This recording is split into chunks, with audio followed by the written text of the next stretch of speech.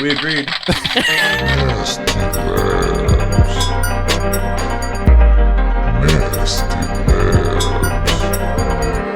Welcome to the Nasty Labs podcast, legally the best podcast. We're part of the HyperX Podcast Network, and we're the podcast from Game Studio Chuhai Labs, where we talk about games, game dev, Japan, and whatever else comes up. So as always, we're your hosts, Kinsey and Mark. So open yourself up a Chuhai and let's go! Kinsey Burke, that was an A+ on the intro. Nailed it. It's been months since you've nailed it, and today, wow, stupendous. How the hell are you? I am doing absolutely fantastic because we have some excellent guests here, and I have been so excited to talk to you guys because I haven't talked to you guys in months. Who the hell are they?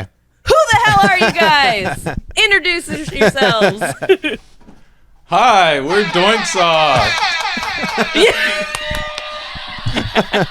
We're Doinksoft. We're two of Hell yeah. Doinksoft. We're not all of Doinksoft. We're a major part of Doinksoft here. We're a majority of Doinksoft. Right. Okay, so our good friends Doinksoft. We have Cullen. We have Joseph. Tell us who you guys are. What's going on? I'm Cullen. I'm the human resource manager and game designer. We're all game designers. I make video games at Doinksoft. I don't actually do human resources though. Cullen is a human resource at Doinksoft, though. That's for sure. Sorry, I don't know what that means. I'm Joseph. I'm also a resource at Doinksoft. Door checker. A resource. Mouse clicker, and all around real fun to hang out with at work. Right? Yes. Yeah. It's Hell yeah. Wait, what's going on out there? Hold on, we got no, something going on outside. What is going on out? That's a really good question. What's that For our sound? listeners, What's that sound? for listeners, we're getting some odd sounds from out the window. What the? Whoa! What the what? Gosh, That. That's what messed even up, is man. that?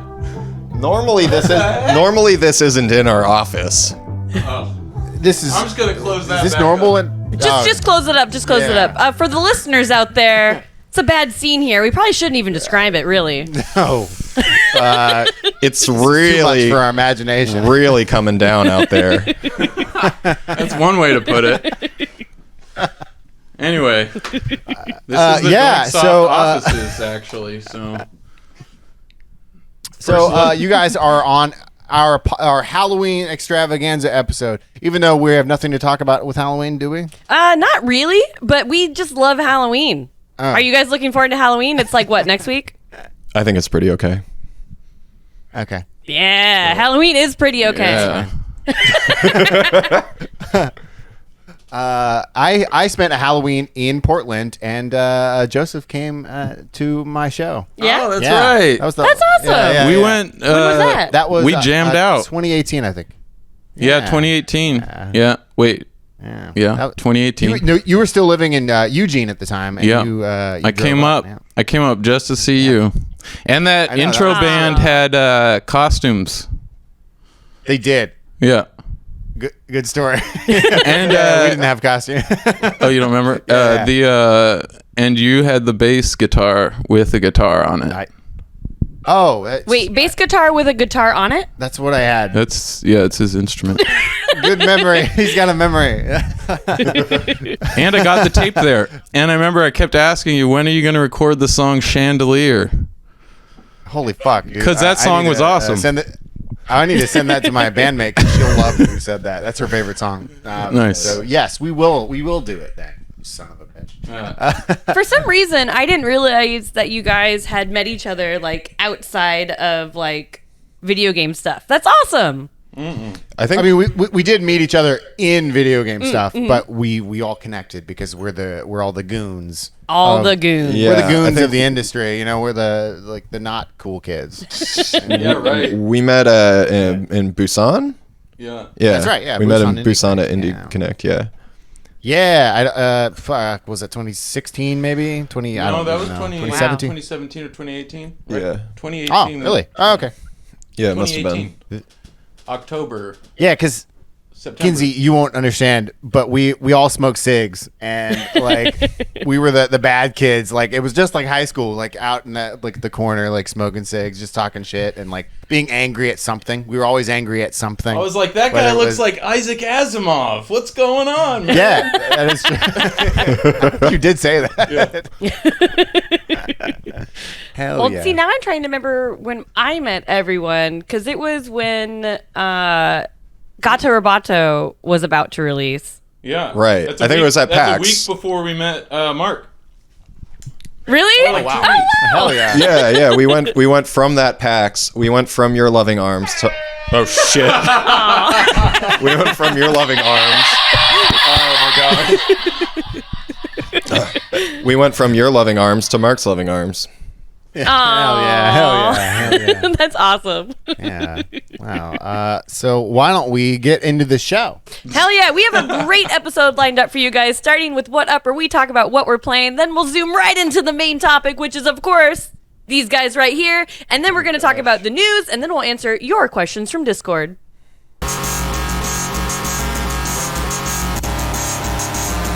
Hello, my name is Dan Gorman. I am one of the mods in the Chuhaya Labs Discord, and I am here again to tell you to play this shit. Super Crush KO comes to you from Vertex Pop, the creators of Graceful Explosion Machine, one of my favorite Switch games of all time.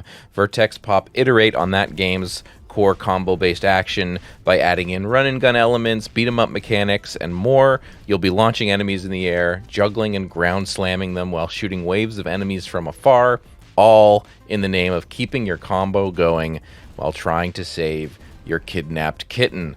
The graphics are bright, vibrant, gorgeous. There's leaderboards. There's ranking systems by level, so S tier, B tier. You'll be trying to get the best score for every level for replayability. It's absolutely addicting. It's super charming, and I cannot recommend it enough. You can get Super Crush KO on Steam. You can get it on Switch. And while you're at it, why don't you check out Graceful Explosion Machine as well? You will not regret it. You should play this shit. Super Crush KO. I love it. Vertex Pop, they're amazing. Support everything they do. That's all for today. See you next time. And remember, play good games. Bye.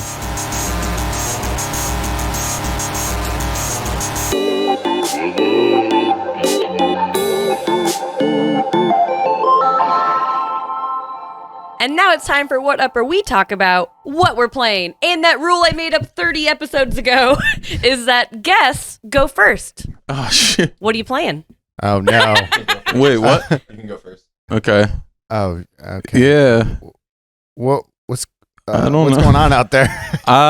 Yeah, I don't know. I haven't played much in that. What was that? Don't worry about it. For our listeners, there appeared to be something going on outside, but I think everything's all right. Does it matter So, that the walls are also green? That's a joke for the people who are doing the chroma key.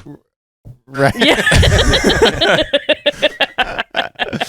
Anyways. All right, Joseph, what the hell are you Yeah. playing? I mean, I'm not playing anything at the moment, but recently I did play all the way through the new Ninja Turtles game. Oh, hell Oh, yeah. shit. Shredder's Revenge? Shredder's or Revenge, the- yeah. Very cool. On the Switch. I played it on the Switch, Jo- and I played with sometimes one person, sometimes two people, and rarely times three people. And the experience can be pretty fun, pretty chaotic. Not too hard to wrap your head around. And dude, April kicks so much ass. And April is my only character that I want to play. I don't want to play as anyone else. My roommate was like, we need to have each person play one of the turtles. And I'm like, man, fuck the turtles, man. I'm all about April O'Neil. They gave her a little bit of that chibi style too, which was really cool. I mean, she looked awesome. Yeah. She has a mic and like camera equipment, and she's like beating people up with it. And then after you beat the boss, she holds her hand out and drops the mic. It's so good. Oh! Yes. Yeah. I won't. Yeah. There you go. So just to talk about that game, we talked about that on the game already on the show because I was a huge fan of it, and I think it's the first perfect beat 'em up. I don't know how you felt about it. Whoa, first perfect. Okay, No, because it's continue. like I'll continue. you can replay it. I've been playing it. Did you play story mode or did you play like the arcade mode? What was your experience? I played everything. But what? I played. Okay. But like first, I played through. I beat the game with every character in story mode, and then I hopped in multiplayer. And I don't know how your multiplayer experience was, but it was just so easy to be on the Switch and just see if any friends are online and just go right in their game. I didn't play with friends, but I did play with a couple random assignments, and it was fine. Right. It was really fun. Sometimes people would drop out, and that was whatever. Like they would just stand still and then just disappear. But every once in a while, you get matched up, and then you just got somebody playing. I think somebody was playing as Casey before I got him. And so it was cool to be able to see that character before I could even really access it. But I feel like arcade mode is the real mode because that's the mode where like you have to watch your lives. You have to you can't just die and start again. Story mode's awesome because it's a really easy way to get into it. It feels like a more modern approach. But then being able to do arcade mode and arcade mode on hard is incredibly hard, you know? I didn't beat it on hard mode. Yeah. It's not the kind of game I'm after. I mean, that's the old school way, and I appreciate it. But I'll stay with the story mode style. Yeah. Like though I have the most fun playing arcade mode as like a challenge, but I'd never end up beating it. It was cool to see. Player? Yeah, it's 5-player, right? Yeah, oh, sweet! I was gonna ask. I was like, is it 4-player or is it like doing the X-Men beat 'em up? I think the most you can get is five characters, right? Oh wait, no, there's like 7 characters, but you can only play with 7 characters, 5 people at once, I guess.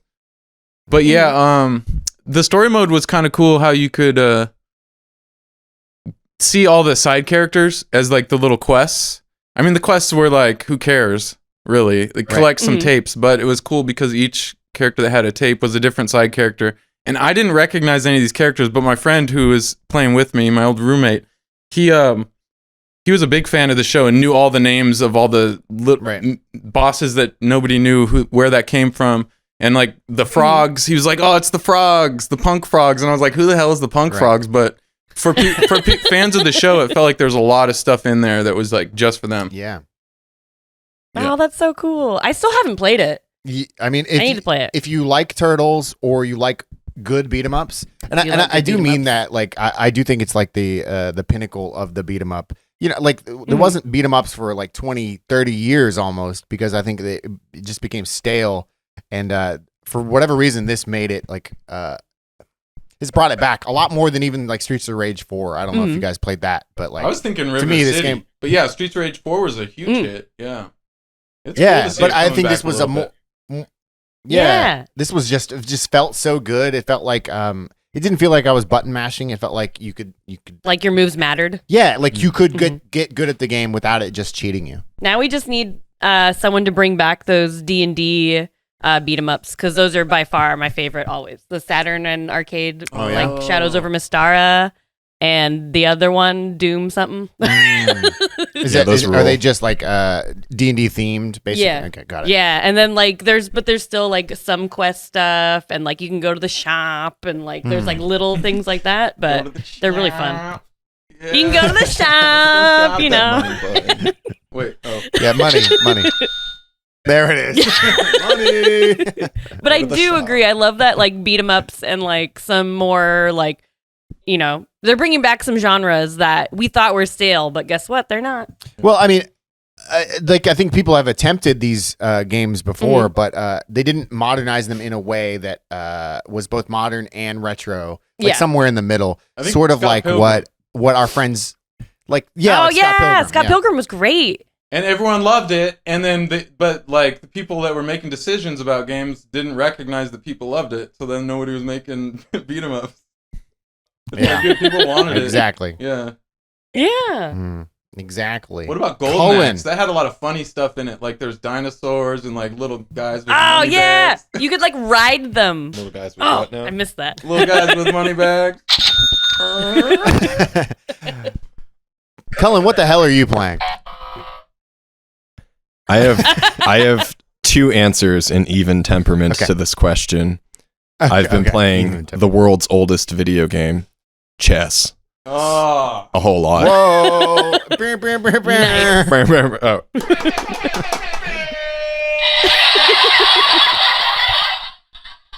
Oh. Tight. And that led me into a big, deep investigation of the ELO rating system and how that works, because it was invented for chess and now it's used in like League of Legends and stuff like that. And I went down a huge rabbit hole. Like even Tinder uses ELO rating. What is ELO rating? It's a For rating. the listeners at home. It's a rating system that basically when you join the ecosystem of players in a game, it's for zero sum games where there's either a win, a loss, or a draw. And it basically, based on the difference between your points, if you beat somebody with higher points, you'll gain more points and they'll lose more points to you, and you trade points essentially. And then if you play against somebody about even temperament, then you have like an equal exchange of points. And then if you play against somebody who's worse than you, then you don't get as many points for beating them. But you actually take points from each other. It's kind of an ecosystem. And then a draw, if you draw against somebody who's better than you or who has a higher ELO score than you, then you get points. Like you actually, it's kind of a light win for you for pushing a draw with a better player. So that happens in chess. It happens in Tinder too. And I created a big graph of how to win Tinder. It isn't about getting dates. It's about getting the highest ELO score. Wow. But there's probably no way like on the front end to like see the score, right? No, I think they obscure it for you in that. Because that would be amazing. Gamify it. Do it. Release it. Yeah.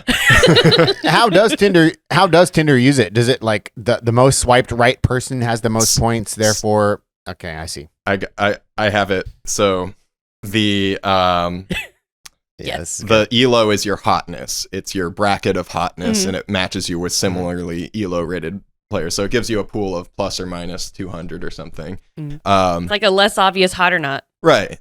And then if the game conditions of Tinder are if you swipe left, so you say no to somebody, and they swipe right on you, and they say yes to you, you win, and you take points from them because you're hotter than them, because you said no thank you. And then if you match, that's a draw. If you both swipe left, that's a draw. And if you swipe right, but somebody swipes left on you, then that's a loss. So the game of Tinder is played as such. Always swipe left. Because if you swipe left against somebody, the worst thing that can happen to you is you draw. And you can't... Left mean that you like them? Left means no. It means get them out of here. Okay. So you swipe because the worst thing that can happen to you is that you draw. That they also swipe left on you. Otherwise, you can only win. You can only lose if you swipe right. So ideally, Don't you'll put yourself out there. You'll suck some yummy points away from some other people, and you'll constantly build your hot.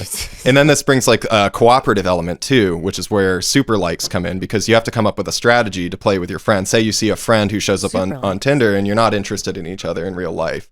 What's like the etiquette? Is it swipe left to not be awkward, or is it swipe right? And the answer is use your super like for that, because it's the only way to indicate to them which strategy you're choosing. And then you both help each other out by just drawing. So that's the game of Tinder, which I have not been playing, but I did think about it after I played the game of chess, because now my mind is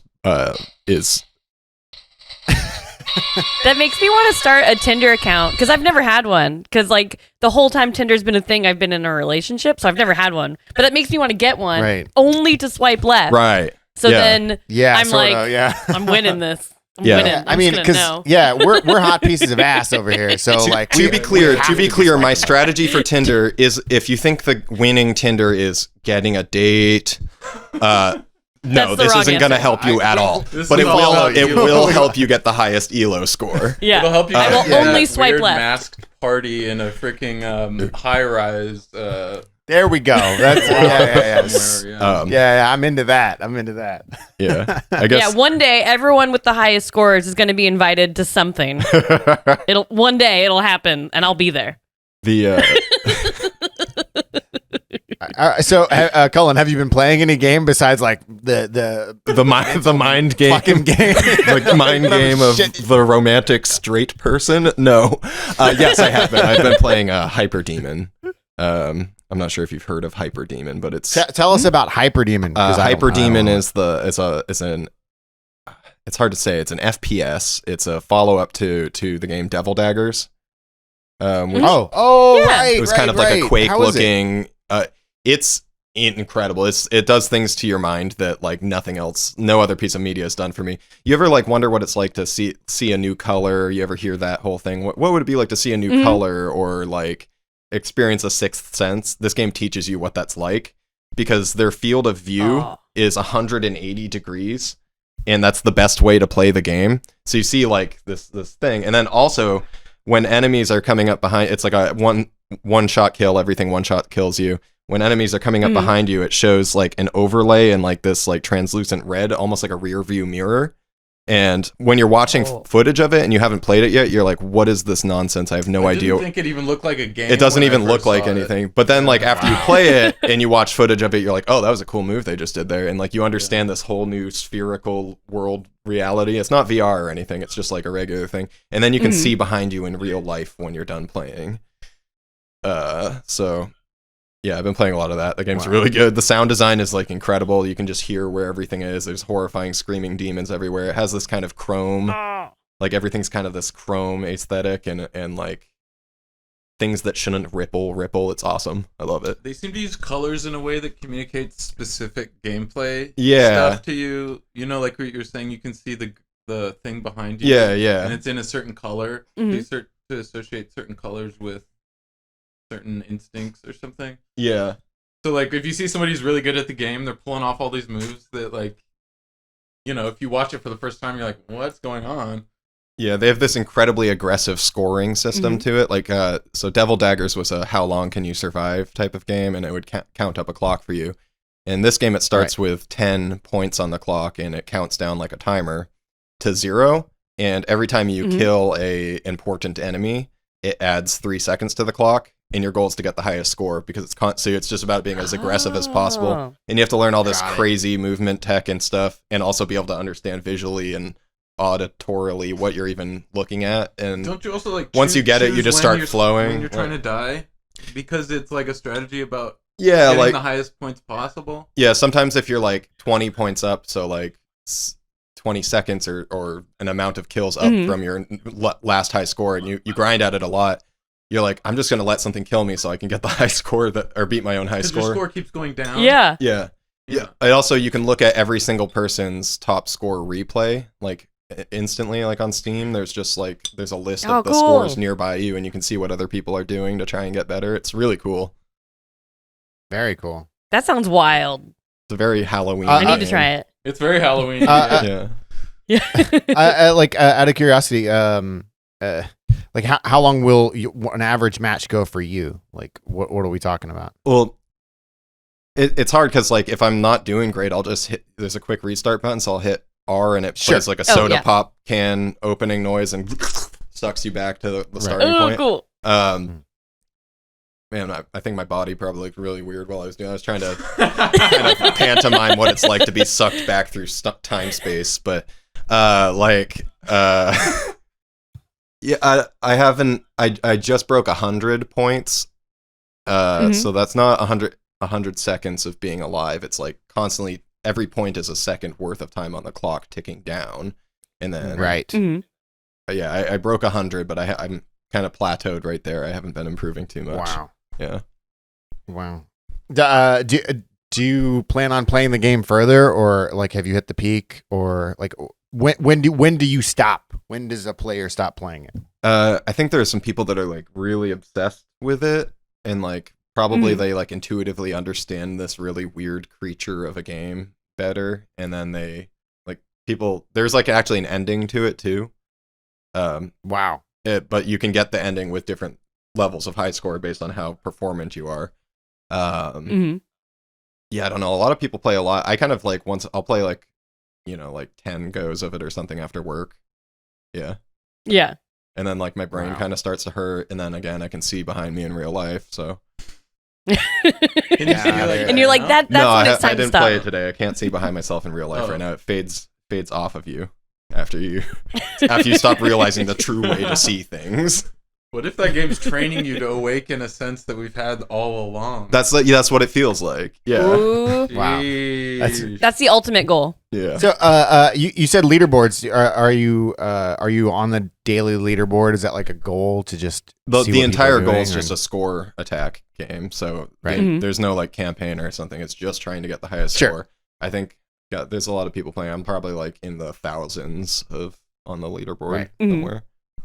Yeah. Sounds cool though. It does sound really cool because I play Spelunky 1 every day. Oh, hell like yeah. still just to get on the leaderboard, like because I just want to I just want to hit number 1. That's all I want to do. I'm always like 2 in the 2 or to 5 range, and like 2 to I've only hit 5? the yeah. I'm pretty good. I'm pretty good at Spelunky. Good. I mean, come on.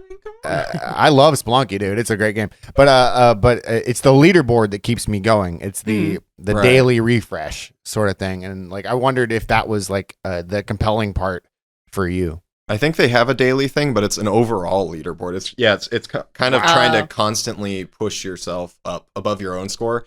Oh, it does this wonderful thing too, because you see your friends from Steam on it, and if you have a friend who has a higher score than you, and so when you get a new high score, it shows your score like going up through all the numbers and scrolling through it real fast and going, and Ooh, it slows down. satisfying. And if you pass one of your friends on it, it goes into slow motion and shows your thing passing theirs and it speeds up Yeah, again. fuck them, And you're like, dude. yeah, fuck you.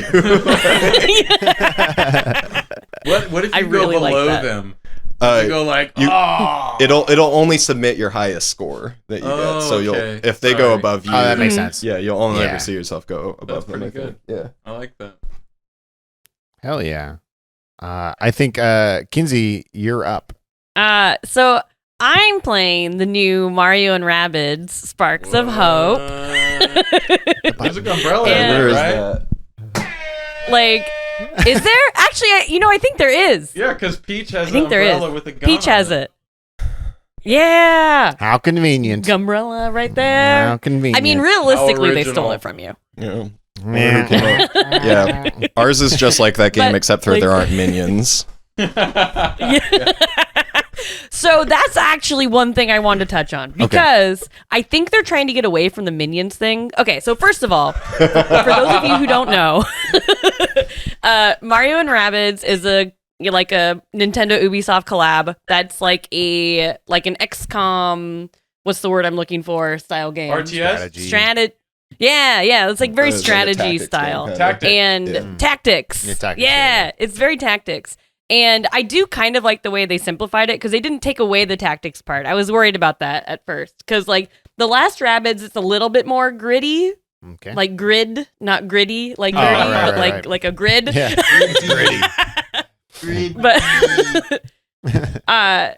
I really like the way they've done it because now it's more of like where the grid would be, you can just free walk. So you don't have like Oh. 2 squares or whatever. So, but they didn't take away the turn based. I like that. But okay, so I think Rabbids is trying to not be like minions because in the past, Rabbids are just like, like they don't actually have they don't actually talk.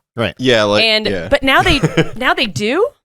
What? Okay. And And it's I- only the ones that I- are like merged What- with one of the Mario guys, right? So- they have like a Yeah, Rabbid. so far it is. I'm like a little bit. far it I'm a is. little bit frustrated by this news because like I've always been like Rabbids are the minions of video games, and so you're trying to tell They me that are, like yeah. a Rabbid dressed up like say Yoshi doesn't do like Oppa Gangnam Mm-hmm. style all of a sudden, and like go well that just happened or something. It's kind of like weirding me out because like although I will say Rabid Mario, they're going for a very like New Yorker tough guy thing. Hey. And he has like a really deep voice. It was always like, hey. And like it's kind of hilarious. So I really like the way they went with it. And like Rabid Luigi is very like dopey. That sounds Kind- funny. it I always thought they actually- seemed funny, man. like- I didn't Yeah, see like, the normal. it's I funny. always just saw that trailer. I think it was the first Rabid Mario game. hmm And they merged the characters and they came out with these like weird mutant, like in between human and rabbit Yeah. thing. To me, I thought that was just hilarious. But I've never played a Yeah. Rabbids game, so I don't know if they're like minions or something. They just have They're like the kind of Rayman like game? minions. Yeah, they're from the Rayman game, right? That's where Yeah. they come from. Yeah, I no- haven't played a rabid game since the Wii. So I don't even know who they are anymore. They're But Mario I do now. think it's funny that they are Mario now. How that are like they the first Mario quest now? What happened? Hey, like it's so weird. Like the first quest that you get, like the tutorial quest, is Mario Rabid lost his overalls and he won't come out from the bush because he's embarrassed. So you have to find his pants for him. Oh, hell yeah. But then I was thinking about it, and Oh, like hell yeah. Rabid Peach is helping you. Rabid Peach doesn't wear any. She has no lower part of her dress. It's like she just Oh. got a peach crop top on, and she's like shirt cocking it. shirt cocking. Like Winnie She the says Pooh shirt over here. cocking a lot. Like I swear to God, she invented this phrase. It's a real phrase. Is that like when Tony walks in, he's like, It's hey, shirt I'm shirt cocking. cocking here. I have an idea It's like- of where that comes from, but Yeah. you want to explain first? My partner Yeah. calls it Donald Duck in it. That I one, mean, same thing. I get that Yeah. one. It's like Winnie the Pooh. Oh, for the Donald- character. Wait, Yeah. what's shirt cocking though? That's where you're just wearing a t-shirt but no pants, so you're like All right, I dicks thought hanging that. out underneath I the. wasn't sure. If I Yeah, was that's missing exactly what I meant. it. I mean, that Shirt happens cocking. from time to time. It's our Wednesday Shirt cock. attire at the office. Hell yeah. Wednesday is shirt cocking day. Oh, God. Doinksoft. But yeah, it's weird that they can talk. I don't remember if they talked in the last one. I don't think they did. Because like at the end of the battle, sometimes like Rabid Peach will be like, #winning. And I'm like, no. oh no. I want to see that. Kinsey, That sounds funny. This is what you got yourself into. All right. This is your fault. And I'm like sitting there playing, me an almost 40-year-old woman, like, oh, that's horrible. I'm gonna keep playing. Like, Well, how is it? it's really fun because I like tactics games, and I feel like there's like really not that many anymore because like turn-based has kind of gone by the wayside for the most part. And so I think for the most part, like this is a very modern take on tactics, and it's still fun. It still has that like very almost hardcore XCOM feel, but in like a really friendly like Mario Rabid package. And so far the humor's pretty good. And I'm liking it so far. I've played maybe 5 hours of it, so like all the tutorial and most of the first world. Okay, I have a stupid question. Yes. I haven't played any XCOM, any Rabbids games. Is it like a not a zero sum game, but is it like each stage it's a new puzzle basically? Like Yeah. do the previous results from your last stage matter to the next stage? I don't think so, but I'm still in the first world, so I'm not quite sure. But you do like get like new powers and stuff all the time, because like what the sparks are you're collecting sparks, and that's how you get like new like special powers and things like that, because they are a Rabid mixed with a Luma. And a Luma is those like fat Mario stars Right. that Mario what's your butt has? Galaxy. Rosalina? Galaxy, yeah. Yeah. The fat, the fat Mario stars. Yeah. And so I think the main story is something happened to Rosalina, the Lumas and the Rabbids merged, and there's a big baddie in the universe that caused all of this. That's the basic concept I've gotten so It's far. like Kingdom Yeah. Hearts vibes. Yeah. Like especially the last I think I already saw the big bad, and it does have Kingdom Hearts vibes. But what I do like about it is it's not just like tactics battle after tactics battle. Like you are still walking around these worlds. Oh, really? Like Mario style, solving little puzzles and like talking to toads or rabbids and doing little side quests Did you and like stuff run like into that. an enemy and then it starts an engagement, like an encounter or something? There'll be either like something there that'll trigger the battle. Like sometimes it's like the black sludgy stuff that's blocking your way, and then that triggers a battle. Or there'll be like a Bob-omb or a Goomba, and you dash into it, and that starts a battle. Is it like Chrono Trigger where you see the enemies on the screen and the screen itself is the Kind battleground, of. or But there's not a lot of enemies walking around. Like, for example, like there's this one rabbit in the first area who's like, I really don't like all these bob-ombs, And so then you have to fight 3 different battles with 3 different bob-ombs that are hidden around the world. got So it? there's not like tons of enemies walking around. They're normally a part of a quest, I see. if that makes sense. Yeah. The bombs. Well, I don't like these bombs. I wish Stealing my mail. I wish that the bombs were made out of rabbits.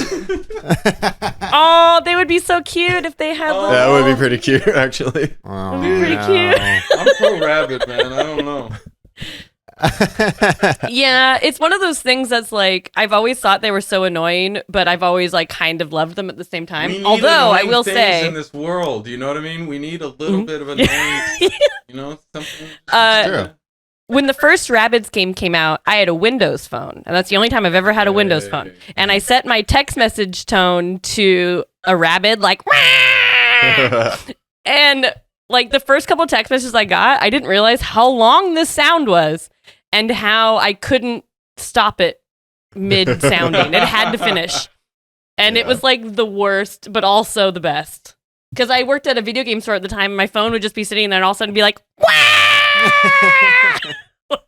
Dude, that's awesome. and it was great. Me and the Rabbids, we go way back. Hell yeah. Mark Lentz. Okay, so I'm gonna tell you what I'm playing. I'm playing Gunbrella. So let's save it for the next segment. Oh, that's right. Man, That game's I'm also okay. playing Ghostbusters. The old. Oh, you're playing it? The NES Yeah, I one? don't know. No. The new one? Not the newest Mm. one, because the new one's a asymmetrical multiplayer game. Mm-hmm. I'm not playing that. Is that even out yet? I actually don't know. Wait, what about Killer but I'm Clowns playing from Outer Space? I'm not playing that. We need to play it. Is that also like the kind of 4-player Left 4 Dead style? Like, The Killer like Clowns. 7 players or something. Like you have 3 clowns and like, or maybe it's like 11 players. It's something weird like that. What do you call it? Asymmetrical?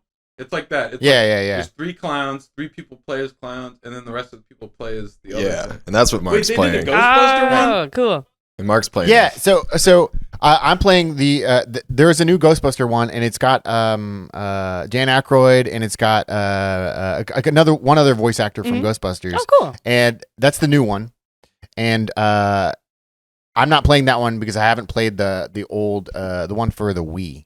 I think Oh. maybe it's the 360 era, but Yeah, it's there's called yeah. Ghostbusters. That's all it's called, and it's got the full cast. And I'm playing that right now, and because I do like the Ghostbusters series, so I thought maybe I could convince Kinsey to play the asymmetrical multiplayer game because she loves those games. That's fun. But You I play thought Friday I the wanted to. 13th as well. I love that game. Yeah, I think it's that game's awesome. great. It's That's incredible. awesome. And she also is a huge fan of Left 4 Dead, which I guess that's not super asymmetrical, but No, but it's a similar idea. yeah, I mean it's super Yeah. fun. I like those kinds of games, like slightly cooperative and Yeah, those are Yeah. fun. super cool. But I mostly I played Gunbrella last week, and I'm gonna talk about that. And more on that soon. Yeah. Pointing to the wrong camera. Oh, we should have had the button.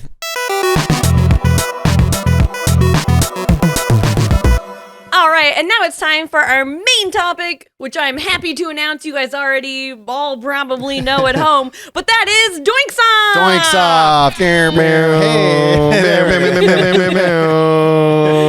So okay, so in the intro, guys, we talked about how we all met, and like we talked about like Busan Indie Connect, and then over at PAX where you met Kinsey. But like one thing I've actually never truly known is how you guys got started. I know you spun out of a previous company, but how did you two in particular link up? Tell us the genesis of Doinksoft. So Britt and I were working at a different company, We and never Right. know how we met. how we met. The whole group. Yeah. We all met. Yeah, the whole Yeah, the when we band. met before that, we come to Portland. We went to a place on. I first met you, I don't remember it very much because it was that drink and draw. Yeah, You were showing Bookie Bookie. right. Yeah, Britt and I were showing a game called Bookie Bookie. Was that when we took you out to dinner at the bar? No, this was, or was I it don't previous even remember time? meeting you, but Britt remembers meeting me, and I remember playing this weird little 3D game, and it was Bookie. Oh, you know what? I actually think I got you mixed. I had my fucking, what do you call that thing? A blazer. I remember the second time that we met up was when we I think we met up for drinks on MLK that time at like Retro Game Con or something. And I remember being like, oh, I got you mixed up with a different guy who looked kind of like you. Yeah. No. Okay, so it was before that. You were doing a Halloween playthrough of a RPG Maker game at a Pig Squad event. It was like and you and Britt. Yeah. And I was sitting in the audience like, yeah, I'm going to talk to those guys because they make cool video games and everyone else doesn't make cool video games. What year was that? Take us back. 2016. 15 or 16. But they didn't know Got me. it. They didn't know me. I was just like this guy who would like, hey, can I make something for your game? And they'd be like, no. I would message Brett and I'd be like, you need someone to do music for this game? He's like, we already have ZBW. No. And I was just like, oh, man. Nice. Yeah. But I just showed up whenever they came to town because they both lived in Eugene and I was in Portland. Right. Yeah. Then we started working together. I was lurking.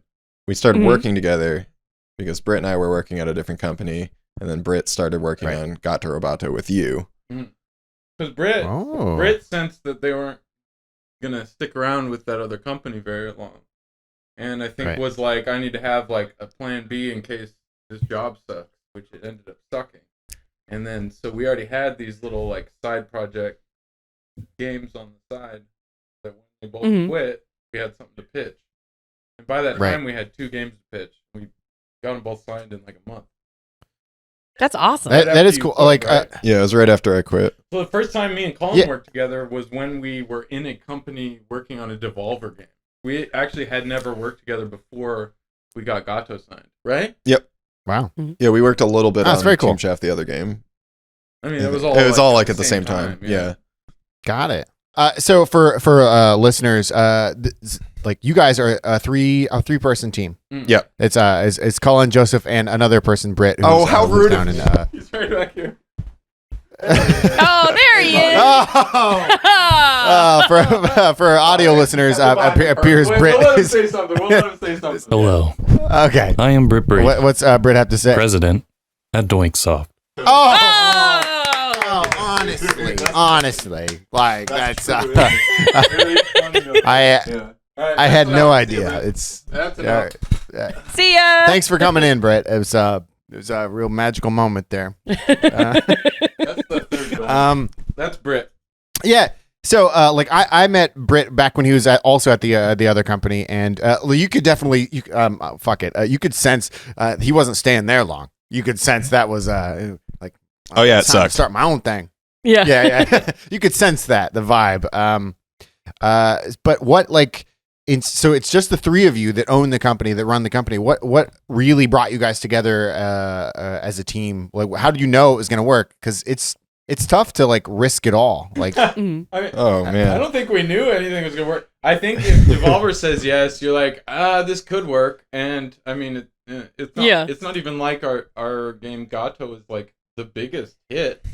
Really, it was just like, we just put everything into it. Yeah, I think we kind of just like went all in on it. I think we all knew we wanted to work with each other because we all like similar video games and like wanted to make similar video games, and also we're all really determined to make video games. Like I know a lot of people who have really good tastes and are really good at what they do, but don't at least at that time weren't like overachieving at the level that we were. That's kind of like we also don't like have any employees. We work with some contractors, but like we're all like member owners of our company, and like we all work, and I wouldn't want to make employees work the way that we work ourselves sometimes. So sure. Yeah, Right. yeah. I mean, you all have stake in the company, so of course you're gonna like put a little extra elbow grease in there. Like, you know how they describe Devolver as I don't know if you've heard this, but Devolver as the Sub Pop of video games. Like I look. That's cool. I mean, it makes sense, right? Yeah. Like they're the rule breakers a little bit, but they still have they're creating their own culture. And and ultimately they will eventually they'll sell to like the biggest company. That's what all companies do. But they are the Sub Pop now, and I look at you guys as like this is gonna be beach house. The modest mouse. Dang it! Oh, I should have said beach house. I should have. Oh, fuck. Beach House. Damn it. Please don't say the My shins. bad on Please don't that. say the shins. Yeah. Okay. I was thinking the shins. I was like, oh fuck, where am I going with this? This was really gonna upset somebody. That's why I chose Modest Mouse, because weren't they briefly on there? But maybe they even weren't. I think they were. But I look at you guys as that kind of like free spirited, no fucks, kind of attitude, and like, do you like? How do you feel about that? And also, is that what you guys are striving for? I think we give a lot of fucks. I think like Just the correct we just give ones. we give the correct fucks and then some of the incorrect fucks. Yeah, I give a fuck Best about answer. like probably a lot of things that aren't that important, you know? Like, Yeah. Like, Sure. you know, you spend 2 hours like decorating one corner of a map that nobody sees, and then you're like, why did I do that? So like, I Yeah. shouldn't give a fuck about that. But yeah, I don't know. Yeah, we all worked together because we liked what each other was doing. We respect each other's creativity, but also like, I don't know. There's a lot of talented people, but like somebody that you like feel like a kinship with in a way, and like, yeah, with those two, I was just immediately like, I don't see anybody doing the exact things they're doing. Like when I saw, what was it, Sergeant Saturn, I was like, Cave Story, and when I see Cave Story, I say yes. And nothing else, Right. nothing else around me was saying Cave Story, so I was just like, these are the only people I want to work with, and so I was just like annoying long enough that they ended up working. That's cute. I love it. That's almost lucky in a lot of ways, but like, Yeah, it's always so much of it was that.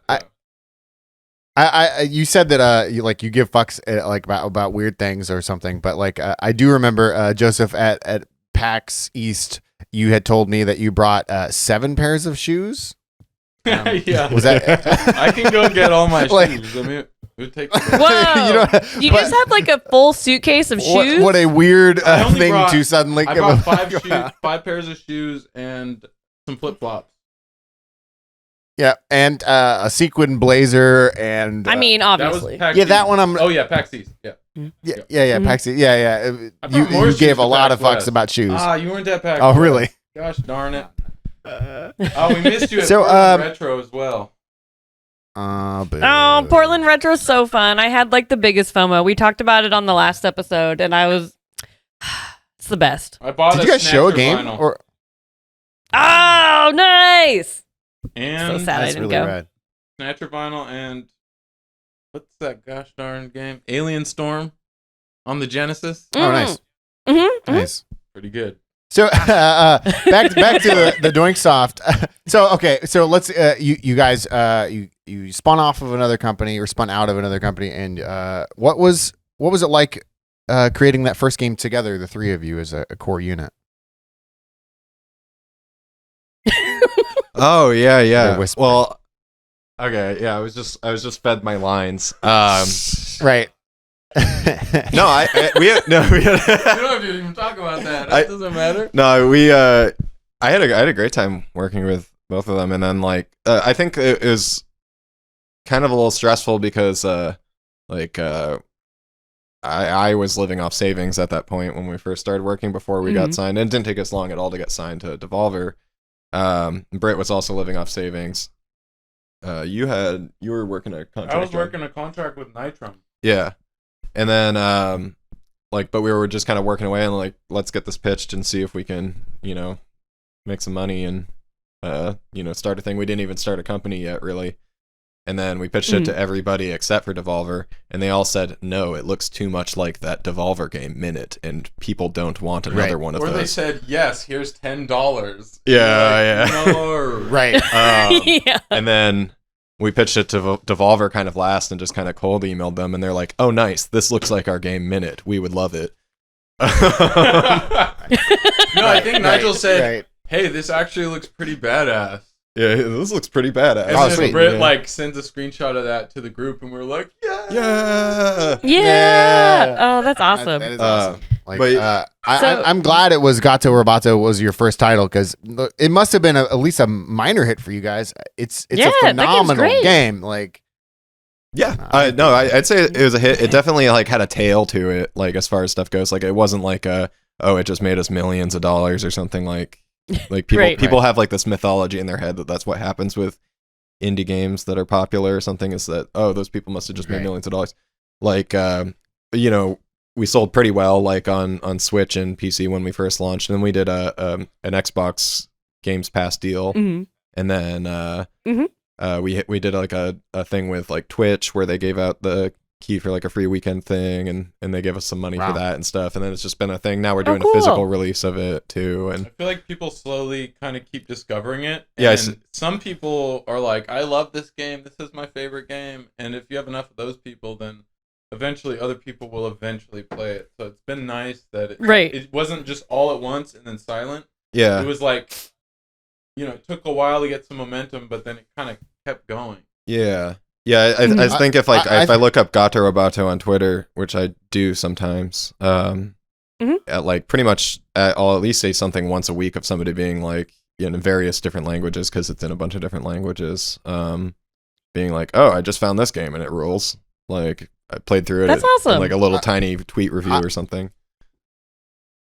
I think that Gato Roboto is lucky in that it's an evergreen type of game. Like you look at it and it's so stylized that it can never be dated. It's a timeless type of game. Like even Minute has that same kind of thing where you look at it and like, oh, that's a style. They chose this. So you'll never look at it and think, oh, this is bad graphics. I mean, you might, but that's you but already you would already not like the game anyway. Yeah, it's already not for you if you're thinking that. Right, yeah. I mean, I think that was a fantastic choice. Yeah. Right. Yeah, exactly. I think we like things that kind of stand the test of time.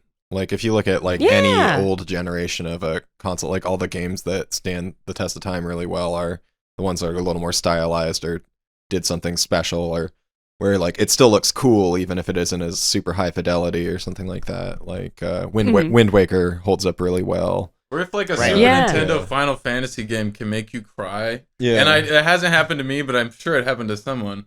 Like that says a lot, because those graphics there's not much going on. I mean, like a pixel moving is laughing or whatever, Right. It's not like they show you everything.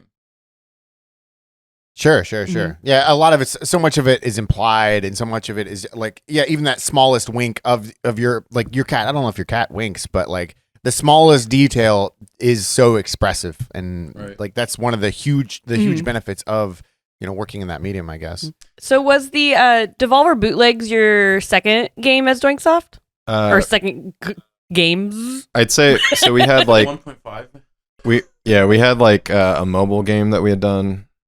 And it's not on the storefronts anymore, but called Tomb Shaft, which was a infinite downward scrolling kind of spelunky-ish looking type thing, and it was pretty cool. Too much ads and stuff in it. Rad. I hate the free-to-play model. But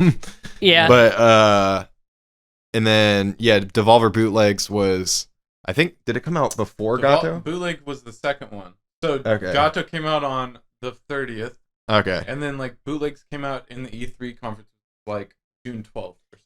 Yeah. So like there was a 2-week gap between games, and then our next game came out like a month later or like 2 months later. Yeah. Damn. We made the bootlegs in like a month and a half. It was too much shit. Wow. I mean, we were really fried after that. We kind of have a habit of saying yes to things that we think are really funny and then doing too much stuff at once. We were working on it while we were working on Gato, like finishing up Gato Roboto. So and for those that don't know about Devolver Bootlegs, it's like the NES style bootleg cartridge with a whole bunch of mini games on it, and the best title of all of them is absolutely a Hotline Milwaukee. I'm still I like that's so fucking stupid. What is it? Didn't they just So have a fucking big silly. birthday? I think so. Yeah. Yeah, it goes. Hotline. How much freedom did you like have with those? Was it like, we're gonna do these Devolver Bootlegs, like we want you to do whatever you want, or was there a lot of direction with those? So Devolver had pitched it to us as like a press stunt for their press conference, and Yeah. we're basically like, send us some games that you would want to work with it, and we'll just get see if the devs sign off on them or not first. And then so we sent them a kind of list of them. They're like, yeah, and they signed off on the set of games. No minute 2 Adventure of Minute. And so yeah, I wasn't allowed to do minute 2 Adventure of Minute, I don't think. That's a good title. But yeah, we kind of just really winged it on that one. We mashed up. We take an arcade game and mashed it up with the real game. So we took like Donkey Kong and mashed it up with Ape Out. Right. And that's how. What was it? Ape Out Junior. Ape Out Junior. Ape Out Junior. And then like. Yeah. Dungeon was like Enter the Gun Dungeon, but Enter it was Enter the Gun Dungeon. It's like Gungeon meets Smash TV on the NES. Yeah. Right. And then that game is so fucking hard, by the way. So fucking hard. It's really hard. I have a hard time getting to the boss on that one. Yeah. We kind of divided and conquered it, and like we'd spend like in teams of 2, because we had one of our contract animator on Gato Roboto, who's also working with us on Gunbrella, and he did the cutscene art for Demon Throttle as well. Morocco, he was helping us with some of the art on it. So we split off into like teams of 2, and then did one of the games per week. So we got 2 games a week done or something like that. So it was me and you each had to be in charge of like one game every 2 weeks, because we had 2 months. Wow. We had to make 8 games. So I was in charge of like 4 games. Yeah. You were in charge of 4 games. Context is we're both programming. So, right. Yeah. And then so you would hook up with Britt to get art, or I would talk to Morocco to get art, or I would talk to Britt or whatever. And we would, just figure out who was going to make what. And then we just put it together. Yeah. There's like no QA. There's normally we do like localization and stuff, but we're like we sent the build out, uploaded to Steam, it came out like 2 days later. Yeah, I think we uploaded like the build like literally a day or 2 days before it came out. Like here it is. I hope that glitch thing you made for the end of Castlevania doesn't crash someone's computer. I'm pretty sure there are crashes in there. Yeah. Dude, but making Castlevania was a fucking... Yeah, that one was really fun. Because we're literally going through QA with Gato Roboto and dealing with like launch stuff while trying to make a parody game of that game. And that was the one that we collaborated on the most, because like the other ones we were like divide and conquer, and then when we got to the last week, we're like, shit, we need this Gato Roboto parody. So we just kind of like bind forces, and I was also staying at their place at the time, and so like we'd be in, Cullen's in the kitchen, and I'm like on the little counter next to the kitchen, and we're like sending files back and forth.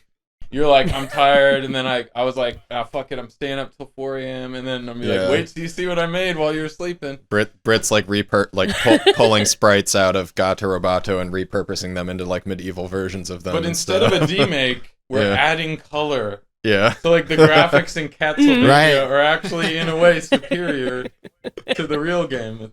It's wild. That's hilarious.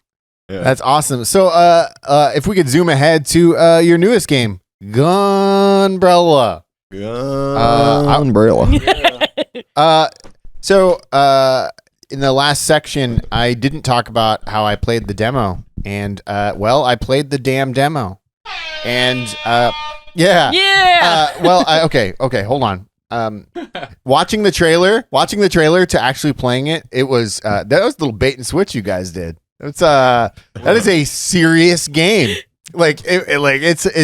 This is some adult bullshit you're throwing at me. I'm really liking it. I honestly thought it was going to be a lot more tongue in cheek. I know it is tongue in cheek, but I thought it was going to be a lot sillier, and it's a lot more adult oriented than I had imagined. That's kind of awesome, though. It is. No, because I look back at Celeste. Celeste is one of my all time favorite games, and this definitely takes, maybe it doesn't pull it directly, but like to me, I can feel like there's some history there, like the genesis of at least the storytelling style. You play Celeste? Maybe not, but I only played like some of the B maps of Celeste that somebody was playing. I didn't actually. Yeah, I don't know sure if he played it. It looks good. I actually avoided playing sick. Katana Zero because I was like, somebody had mentioned this is kind of like Katana Zero, so I was like, I can't play that so I don't accidentally, Right. Yeah. No. So I just mean like the way you present the story feels very similar, and like the fact that it's a lot more adult oriented than I had thought. I thought it was going to be more in the Gatsu Roboto like silly style, and it's not, and I really greatly appreciate it. Because it's not what you expect in like the best Everything way. about it is not what I expected. Mhm. There's not one part that I could have predicted. Like even the way the game feels, the way the game sounds, like the sound design. Good lord, guys, you're fucking That's Britt destroying Brady. with that sound. Yeah, like everything about it. Like I'm really you're making a game, and you're making a game for me, and I wish I could buy it in multiple ways. Hell Like yeah. it's like I Sure want you to will buy be this able game to a at lot some of times. I was like, well, you're in luck. Well, I mean, I will, but you know what? Yeah. It speaks to my heart. It speaks to That's wonderful. you're making a game that is yeah, it's just right. I'm really really excited to play the full damn thing, and I'm really excited for what you do next. So if you don't want to talk about Gunbrella, go for it. I'm not going to ask any questions because I don't want to know until it comes out. But like, tell us some shit, and like it's fucking and yeah, hit it. I'm done. I'm done. Like patting you on the back. Do you want like the elevator pitch? Should I do that? Oh, also thank Yeah, you. fuck it. I was just kind of sitting there, just getting like blasted with compliments and going like, Yeah, actually, the elevator pitch for Yeah. for those at home. Yeah. So Gunbrella is what we're calling a noir punk action adventure game. It's a platformer. You have the titular Gunbrella, which is a gun that opens up like an umbrella, and it is used for offense, defense by opening it up to block, and you can also reflect bullets. It's used for maneuvering too. You can kind of like dash yourself in the air and glide with it. And it's just so happens to be the murder weapon left at the scene of the crime where your wife was murdered and your child went missing. So it's La la la la la la la la la la. I didn't oh know this this. you get this. This is exposition in the yeah, first second of the game. It's not in the demo, but sneak Yeah. peek. Go to the demo now. Like, do we I didn't do we know go back that. in the game, or should we wait till the? I think that's all kind of in the description a bit, or it's It like is at in least the implied a little bit. But so you're kind of trying to find the guy who done it, who assumably did it with this weapon, and then you're kind of becoming the wielder of this weapon as you're doing it. And so the world is based off of I don't know, it's kind of like a little steampunky, a little westerny. It's gloomy, it's raining all the time because you have an umbrella, and that makes sense. It's polluted. Mm-hmm. There's a natural resource in the world that's dwindling, and as it dwindles, bad stuff starts kind of appearing in the world. There's a lot of like class segregation kind of in the world, which will kind of open up. There's cults and cops and monstrosities and abominations and mommies and daddies. yeah, and mommies and daddies and Mhm. and ghosts. There's a Yeah, tiger man, in- There's a it- tiger. There's a tiger in it. It Yeah. like it reminds me of from what I've played, which it reminds me of the Dark Crystal, except with shotguns. Nice, If that's that sick. makes sense. Like- Yeah, that's back in the box right there. Yeah, like I can't wait. You're fucking with me because like it's right. It's right. What when does the game come out? It comes out next year, and we don't have a specific on that. And sometimes when you give a release date and then you don't meet that release date, gamers get upset. I meant Right. yeah. You gotta put out a yellow tweet with a bunch of words on it. Yeah, you gotta say we're deeply Right? Yeah. I'm thinking cyberpunk right now, but Yeah. Yeah. This game will come out Sorry, on no. It's gonna be late. They It's- should have waited an extra year though. Yeah, it's coming out next Right? year. for sure. It's Yeah. definitely That's awesome. not coming out the following year. So Yeah, I will not work on this game in 2024. yeah, I will Okay. not. yeah. So, as I think the listeners or viewers have already figured out that you guys work a lot, like in tandem or on projects. Are you also working on something else? What's the future like for the Doink Boys? We have a few ideas that have kind of been in the canon, but we're pretty focused on Gunbrella and making sure that we make it as good as we can right now. Like we haven't really actually started even prototyping anything new yet. We have some ideas for. I don't know if I want to say things. We have There's some really good ideas, Yeah, but some- here's the thing: there's lots of good ideas, but we have to just get Gunbrella done and make it as good as we Right. can. And there's a lot that goes into Sure. that. It's not even just making the game. You know, it's like all the stuff Mhm. around making the game, releasing the game. There's a lot to think about. Right. Right. And so we're just focused on that part of the process, getting it super smoothed out, getting as much awesome stuff in the game as we can before it comes out, and making sure when it comes out that it plays good on everything. In all languages Yeah. and all that crap. And That's there's the so dream. much text in the game. Yeah, there's a lot of text in the game. It's gonna be something. Yeah, no shit. There's a lot of text. Like that was another part that really surprised me. Like, oh, like these motherfuckers are telling a story.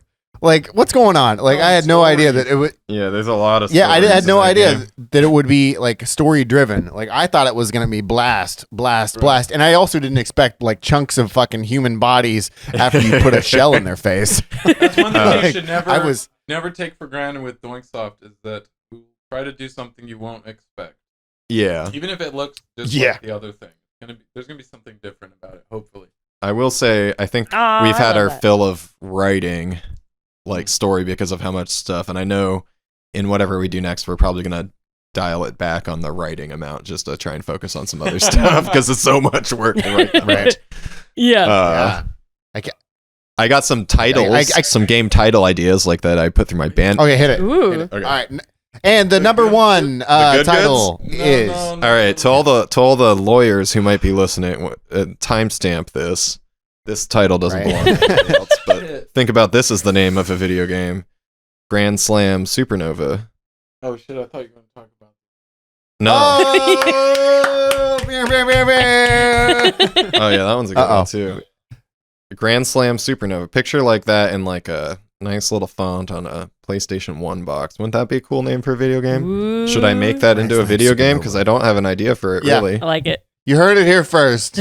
Grand Slam Supernova. But there's another one coming in hot right off the hold on. presses. It's to all the lawyers listening. Shotgun Christ Double Barrel Crucifix. Whoa!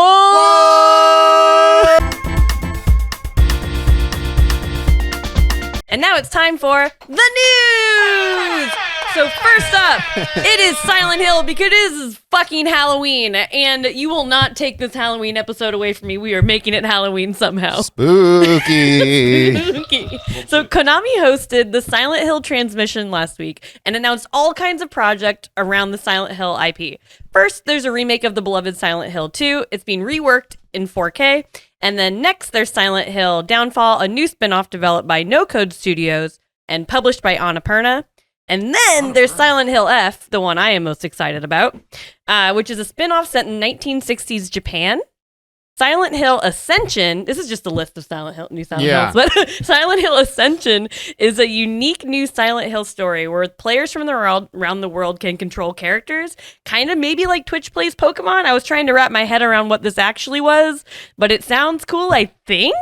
And lastly, they announced a new movie, Return to Silent Hill, based on Silent Hill 2. So first question, yes! Have you guys seen the Silent Hill movie? I have not, but I did see The Hills Have Eyes. Close Ooh, is- enough. There's a hill. Is The Rock in any of these movies? No. Dwayne The Rock Johnson is not in Silent Hill. Like, damn, that hill is silent as hell. I did watch that movie, but I do not remember it pretty much at all. I just remembered it because I had just played Silent Hill Homecoming, which is the one that most people don't really like, but I liked it on the 360. And the story is basically Silent Hill Homecoming, but with a woman protagonist instead of a man. But it's kind of really similar. But I don't know. I really liked the movie. Yeah. And so, yeah, if they're doing Return to Silent Hill and it's based on Silent Hill 2, which is the best of the Silent Hills, hopefully that's going to be a good movie. I don't know. But still, I mean, how do you really go up from PT? I know it was just a demo, but wow, I really enjoyed it, and I will talk about it for the rest of my life. Don't ask her about PT, please, for the love of God. I really like cycles as like a narrative device, and as a horror device, cycles is an incredibly scary thing.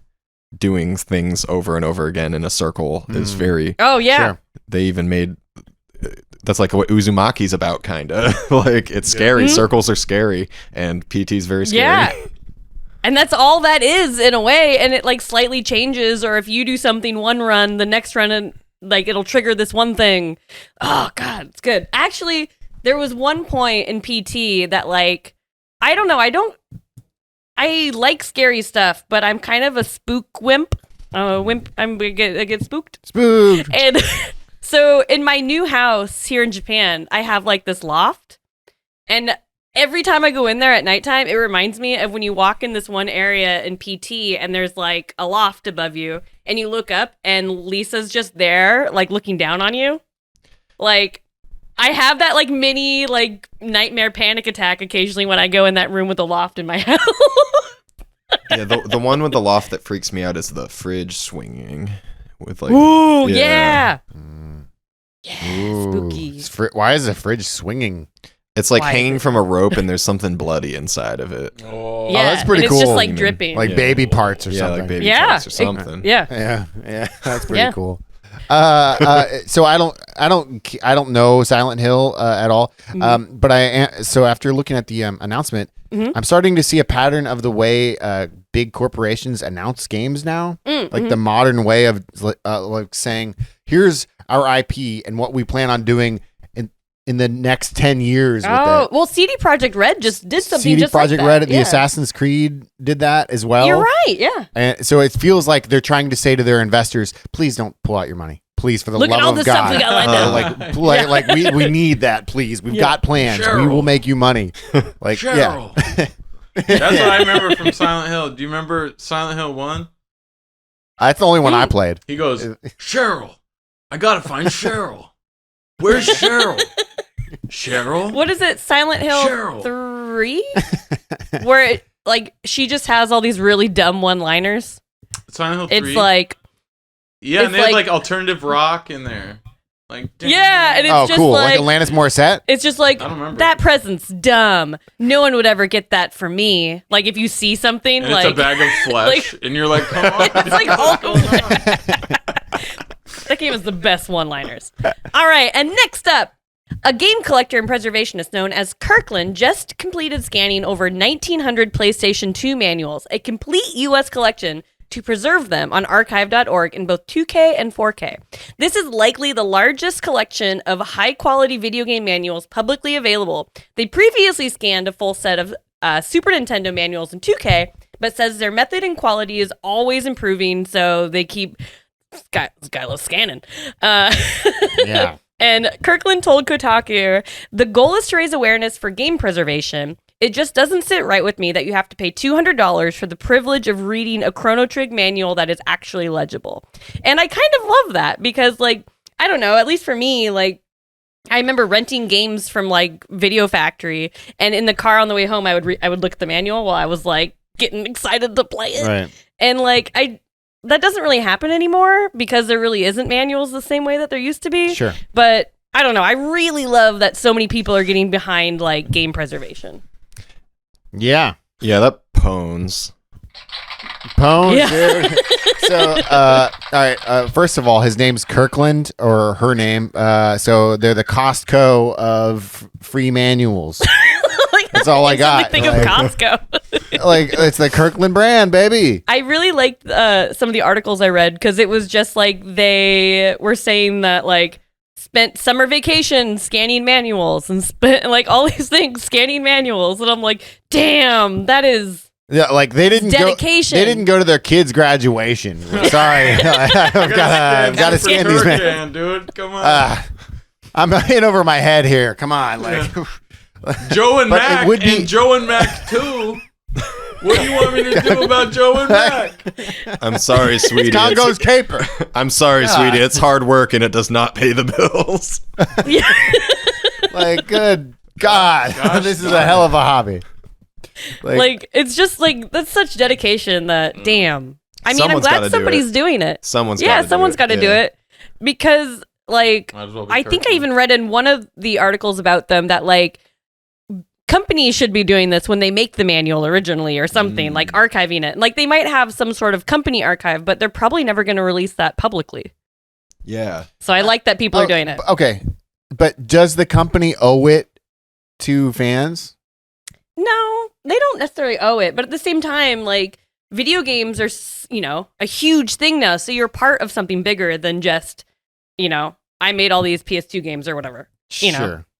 And I'm sure there is so much cool stuff that we just haven't had access to yet. I mean, even sometimes think about, like a building burns down too, like old source code Right. that's just printed off is just gone because they're unwilling to be like, check it out. Here's the stuff. Yeah, where's Panzer Dragoon Saga? Yeah, come on, man. Right? You don't want to play Come on. They lost the source code.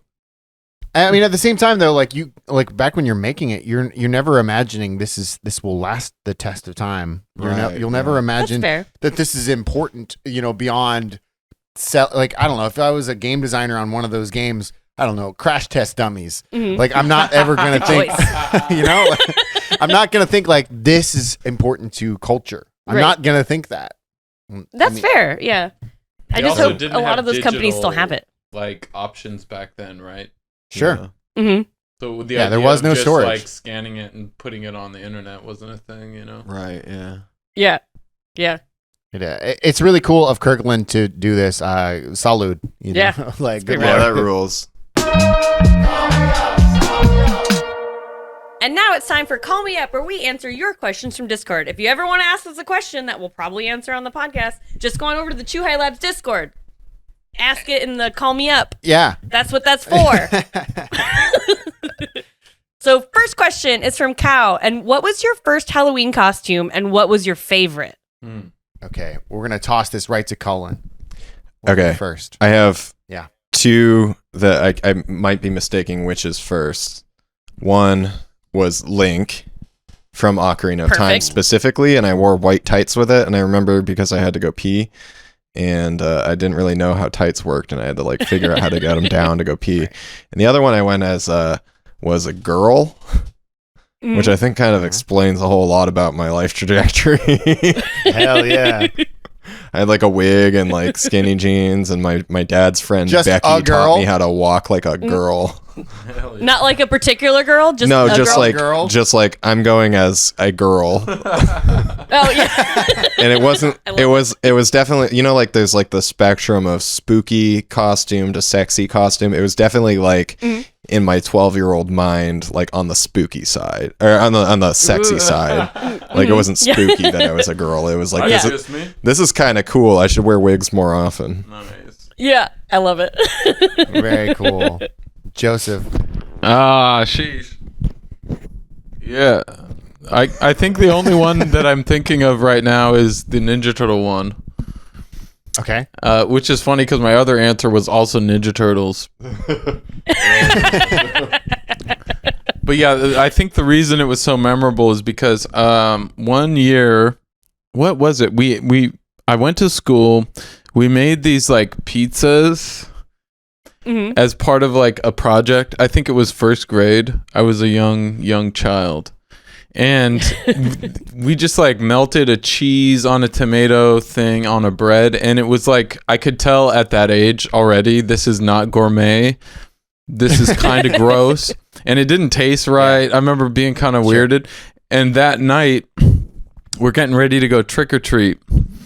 And I'm getting into my costume and everything. And then I had to vomit. I vomited a lot in the toilet. It was like a very... Were you in costume already? I think so. We were about to go out trick-or-treating. Great. Continue. And I vomited, and It's something about the flavor of the vomit and the appearance of the vomit really stuck with me. I won't describe it too much, but it was shocked my mind. It shocked my mind. I should have said the For flavor. some reason, though, I picture like those like Ninja Turtle costumes that are like the pajamas, but they have a little bit of stuffing like in the arms. There was to some make you kind look of strong shell and in the thing back. going on. the I shell. don't remember. And then like those horrible plastic masks, you know, I that don't. they used to always have, but it's just like pushed up on your head and you're just barfing. That's what I think. Yeah, that pretty much. And then I went out trick or treating, but I just stayed in the car while my sibling like brought an extra bag for the candy, you know. Right. And then I remember like, "This is staying for my home, brother and who's it's weird barfing." because I have a lot of memories about that time, and I think I was playing Mega Man 3 on the NES. That's the one I had on the NES, man. Mega Man 3. That was my game. Top Man, out. Snake Man, Gemini Man, Hard Man. Come on. But also during that time, so I'm sick at home and I'm watching VH1. We got Rod Stewart, obviously. Rod Stewart, Broken Arrow. We got Whoa, good era. like Bette Midler. What's that song? From a distance, we something da da da. Happy da, da, da, Halloween. da. And in the video, there's these like people in like I guess they would be seen as furry suits now, but it was like some sort of like, you know, Chuck E. Cheese vibe, or like I'm a lion, you know, like Disneyland shit. In the music video, gosh, and I can't tell if I'm remembering that wrong or what video I'm thinking about, but there was some Bette Midler video with the Muppets. What's that thing behind you at the window? It's Bette Midler and the Muppets. Is it Bette Midler? It might be. With the Muppets? my Get out of here. Ooh, knew I don't it. believe in that. We don't believe in that. Anyway, Kinsey Burke, what was your first So Halloween? I have absolutely no idea what my first Halloween costume is. I don't remember. But I do remember being very young, and me and my sister went as Robin Hood and Maid Marian. And I told like everybody that we were Link and Zelda because that's way cooler. And like my sister got like really upset with me. I do remember that. Good. So that's probably one of the first ones. I'm sure my parents put me in some stupid thing that I don't remember. I think my favorite costume though. Oh, I made a Moogle once. Nice. Like, and I made a excuse me, a Moogle, and I made like this gigantic like cardboard saving book that I carried around with me. You know? Yeah, like Final Fantasy 9 style. So she would have been like 16, Yeah. like a real And I was carrying cool this giant kid. book around. And then like nobody knew what I was. Hmm. And I was just like this. People are like, "Are you like are you like a cat?" kind of happy I deeply resonate with that because I have a little white kitty that I named Kupo, and nobody knows. Like they're all like, "What's that about?" And I'm like, "It's like Final Fantasy, like the Moogles. They go Kupo and stuff. They say that Yeah. all the time." And they're like, "I don't know what the Like, fuck no. you're talking about, you fucking nerd." Oh, isn't it Coupeau? Yeah, Kupo. Oh, Oh yeah, I couldn't tell what you were saying because I always heard it as Coupeau. Kupo. right. Oh. So by the way, I'll just blaze through mine. Yeah. My first one, I was a Vietnam vet, and I'm not even joking. My parents thought this was like fine. My dad was in the military, and like so I got his old stuff, and they just put like blood all over my shit, and put like covered my face with like How old were you? bandages. I want to say 4 or 5. Because my dad was in the military, and he's like, "Oh, this is fine. We're all okay with this." And I like, it's a very odd choice. It is an odd choice. And so like I had like a fake M16 gun and crutches, and yeah, cool guys, real cool guys. What's the next one? So the next question is from Steven, one of our awesome mods on our Discord. Hey. How is your Pepsi Man costume coming along? And can you give us, the audience, a sneak peek? So do you guys know what Pepsi Man is? Pepsi Man. Pepsi Man. Yeah. I like how that's what it's Pepsi Man. He's like dun dun dun dun dun dun dun dun. It's great. But I don't have a Pepsi Man costume, and now I feel like I am less of a person. Yeah. Isn't Red Bull owned by Pepsi? Wait, Coca-Cola. Is it? Maybe. I don't have a I don't. Pepsi Man costume, but I do have a Popeyes Coca-Cola costume. Nice. I mean, that's pretty close. Shout out to Popeyes, real quick, dude. Go to popeyes.com/nastylabs to save 69% on your next purchase. And they'll let you shotgun a beer in their bathroom. I want a biscuit with honey on it right now. Dude, What the that'd be heck? tight. Okay. If We've talked about biscuits many times here because we can't get biscuits in Japan. Oh. So every so often we're like, you know what's fucking fucking biscuit. Can you? Biscuits and gravy. Ugh. You gotta make it. You Biscuits could probably great, you could baby. probably make them at home. That's true. I mean, probably. Some of the stuff's hard to get. Yeah, none of us Go have to like proper Amazon.jp. ovens. Yeah, go to / Amazon.jp. Nasty Labs to save on your next biscuit Click order. the link down below. I'll send you a real great link to this bulk Pillsbury tubes. It comes in those cardboard. This bulk Pillsbury. Yeah. I got a good link. Careful when you pop it. Careful when you pop. And yeah, because like we don't really have ovens. Yeah, not standard ovens. But anyway, biscuits are Anyways, great. last question is from Kyoto Rick. So, okay, I actually really like this question. The four of you find yourselves in an 80s slasher flick. In which order do you die? Oh, sheesh. I actually think one person should survive because that's classic. Of course. Joseph's the final girl. Wait, what? What do I Oh, hold on. All right. We're killing I'm it. dead Yeah. first. You're dead first. I'm dead. I'm dead first because like I'm too cynical and too logical. Therefore, like I gotta go. You would have made the best decisions. You were warning everybody from the beginning. And you got Yeah. killed, like, Because right at first. I didn't want to go to the party in the first place. You know. So like, all right, I'm out. I feel like I wouldn't last that long. I'm such like a scare wimp. Like, No, but you also had sex, probably. oh, that means I'm dead. Oh, I mean, so sheesh. you're yeah. I think I think that Joseph would be. I mean, I don't want to speak for you.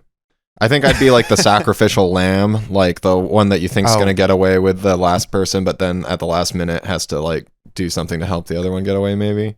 Then Oh, I'll you had I'll the go character write arc? I'll write a like whole album about it, and I'll Yeah. cry, and I'll like become famous off of my sad songs about my dead friends. Yeah, you got to deal with the consequences. Yeah. Yep. I'll be Yeah. tortured for the rest of my life, you know, but I'll make You a lot like of go money back off to that it. house like once a year and just think about it. Yeah. Yeah, and that's when I'll the be too the busy with sequel my spins touring up. Schedule. I'll go visit like 7 years later, you know? Yeah. right, It's got to right. be some weird amount of years that like make sense somehow. Yeah, there was the 7-year reunion of the Right. hotel I was at. You'll How take do your we sunglasses die? off. Wait, really what are slowly. each of our roles here in the movie? Like, what's Let's like? So start you said over. you're the cynical, logical one who would have made all Yeah. the right decisions, but gets killed early to make a point. Well, apparently I'm Go ahead. just the drunk girl who ends up having sex, so therefore I die. you're sexually empowered, and that's what you got to go because and then we Yeah. got Yo, That's the way it works. kill him How in the- woke That's is the way the it works. director? I mean, maybe they want to make the sex like not a bad thing in this movie. But maybe they're like another Sorry. like layer I mean, it of is an woke 80s irony where they 80s like, movie, like- so we haven't learned our lesson yet. It's an 80s movie. and she wasn't wearing. Never mind. Cullen. I think It was I'm the like 80s. the like wrong place, wrong time kind of person. Maybe like I wasn't. You got I crushed by a like falling if this bag is of like we laundry. all were gonna go like you all were gonna go on a road trip there and like I like happened to have been sleeping in the back of the pickup when you Oh, drove to the right. cabin, so I'm just like, well, shit, like here I am. Now kind I'm of here. thing. Now I'm one And, of I the mean- slasher victims, but then like kind of You're sort of like the little cousin too, a little bit. Like we're all the same age, and you're the younger one, yeah. and like it makes sense. Like, yeah, but Joseph, like the attractive one. I don't wins have any out. plans, you know. I'm just passing through, you know. Nasty Labs. Well, that's all the time we have for this episode. Thank you so much for listening / watching / however you ingest Nasty Labs. First of all, huge thank you to our guests. Where can people find you and your games on the internet? They can find us at Doinksoft on Twitter.com. They can find us at Doinksoft on Instagram.com. They can find us at Doinksoft on TikTok, the app. I don't know if they have a web page. I'm not used to that one yet. They can find Gunbrella on wishlisted on Steam, and there's a demo you can play. Hell yeah. And yeah. Doinksoft.com. Well, wait, it doesn't go anywhere. Don't go there. It's just a website with a logo on it. HostGator portal. Don't go to Doinksoft. Yeah. Could you cut that where part can out? people find you, Cullen? You can find. Give them your social yeah. security number. Oh yeah, so it's you can find me. Where can you find me? You can find me on Twitter. I think is the only place I ever really interact. I'm at Garbage Filth on Twitter. Hell yeah. Nice. Side note, you. Yeah, drop those rocks. I was there when they came up with it. Yeah, you can find Britt Brady, the one that was living in the curtain earlier, at Britt T Brady, right, on Twitter, and Just find me out there, out in the field. Catch me in the field. Try to find me. I dare you to find me. You don't have to find me. Don't worry about it. It's fine. Let's go to Doinksoft. All right, cool. And you can find me at the Henry Demos on Twitter. You can find me at Kinzilla on Twitter, Instagram, all the things. And of course, you can find Chew High Labs at Chew High Labs on all the things, but mostly Twitter. And Carved Snowboarding is available right now on the Oculus Quest. Halloween Forever is available right now on the Nintendo Switch eShop. And it's as of right now, it's on sale for Halloween, everybody, because it's spooky season. And you can buy Curse to Golf on all platforms right now. And as always, huge thank you again to our guests, and big thanks to the HyperX Podcast Network. Thanks to all of you for listening. You are legally the best. See you in 2 weeks. Bye. thank you, love you. I'm gonna marry you.